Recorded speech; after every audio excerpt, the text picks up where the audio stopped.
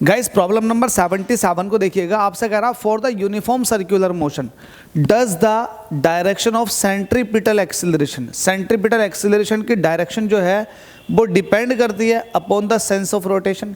Sense of rotation का मतलब ये है कि जो मूवमेंट है, जो रोटेशन है किसी भी ऑब्जेक्ट का सर्कुलर पाथ पे, या तो वो क्लॉकवाइज हो सकता है या फिर वो एंटी क्लॉकवाइज हो सकता है। तो सेंस ऑफ रोटेशन का मतलब क्लॉकवाइज और एंटी क्लॉकवाइज से है यहाँ पर। तो क्या इस पर डिपेंड करता है सेंट्रीपिटल एक्सीलरेशन? तो जरा देख लेते हैं किस पर डिपेंड करता। तो यहाँ पर मैं एक सर्कुलर सर्कल ले लेता हूँ जिस पर मुझे बताना है। तो लेट अस सपोज कि आप यहाँ पर सर्कुलर मोशन कर रहे हो और आप एंटी क्लॉकवाइज घूम रहे हो। तो लेट अस सपोज कि आपकी वेलोसिटी का डायरेक्शन ये है, तो आपको पता होना चाहिए जो सेंट्रीपिटल एक्सीलरेशन है वो हमेशा सेंटर की तरफ को लेता है।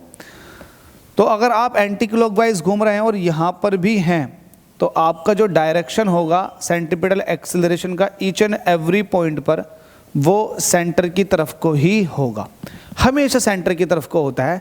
अब अगर आप क्लॉकवाइज घूमें तब भी सेंट्रीपिटल एक्सीलरेशन सेंटर की तरफ को है, और एंटी क्लॉकवाइज घूमें तब भी ये सेंट्रीपिटल एक्सीलरेशन जो रहता है वो हमेशा सेंटर की तरफ को रहता है। डजेंट मैटर कि आप क्लॉकवाइज घूमें या एंटी क्लॉकवाइज घूमें, तो इस चीज़ पर डिपेंडेंसी नहीं है, ये हमेशा सेंटर की तरफ को रहता है। ठीक है, तो होप सो ये वाली बात आपको समझ में आ गई होगी, इसमें कुछ था नहीं। The direction of the centripetal acceleration does not depend on the clockwise और anti clockwise sense of rotation of the body.